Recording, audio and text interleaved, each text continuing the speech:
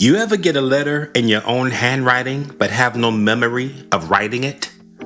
No return address, no date, just words that know too much, like they've been waiting for you to become the person who can understand them. Sometimes a voice finds you, not a stranger's voice, your voice, from a place ahead of you you haven't reached yet. And when it does, it doesn't feel foreign, it feels inevitable. This is not nostalgia. This is not imagination. This is what happens when the future refuses to leave you behind. This is the Envelope Series. There's something I said last episode that hasn't left me alone. Not loud, not urgent, just sitting there, waiting. I said the time we think we have isn't promised, and I meant that. I still do. But the more I sat with it, the more I realized that wasn't the part that was bothering me. Because if I'm being honest, it's not time I've been running from. It's something else. Something quieter. Something I've been aware of for a long time. A voice. Not the kind that interrupts you. Not the kind that forces its way in. Just there. It shows up when everything slows down. When there's nothing left to distract me. No noise, no movement, no excuses. And in those moments, it doesn't say much. It doesn't have to. Because somehow I already know what it's pointing to. And maybe that's the part I've been avoiding. Not the voice, but the fact that it's familiar. And right about here, I feel it again. Not something new, not something different, just there. Waiting on me to stop long enough to finally pick it up. It's in my hands now. You keep calling it time, like that's the issue. Like if you just had more of it, everything would finally line up. You'd be ready, clear, certain.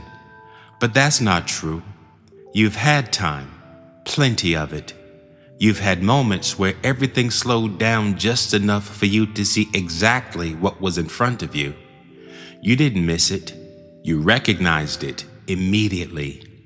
That feeling you get, that quiet pull you can't explain, that's not confusion. That's not pressure. That's recognition. You already know. That's why it doesn't leave. That's why it shows up in the quiet. That's why it doesn't need to get louder. It's not trying to convince you of anything. It's reminding you of something you already decided. And every time you say not yet, not right now, give me a little more time, you're not protecting yourself. You're creating distance. Distance between where you are and what you already know is yours. And that distance, you feel it. That weight, you carry it. Not because anything is chasing you, but because you're holding something back. You keep thinking one day you'll feel ready. That something will click. That clarity will arrive first, and then you'll move. But that's not how this works. Clarity doesn't come first. Movement does. And the voice you keep hearing, it's not new. It hasn't changed. It hasn't grown stronger. It's been the same the entire time. The only thing that's been changing is you. I used to think that voice was something I needed to figure out. Something I needed to understand before I did anything. But sitting here now, I don't think that's true anymore. I think I've understood it for a long time. I just didn't want to accept what it was asking of me. Because once you accept it, you don't get to wait anymore.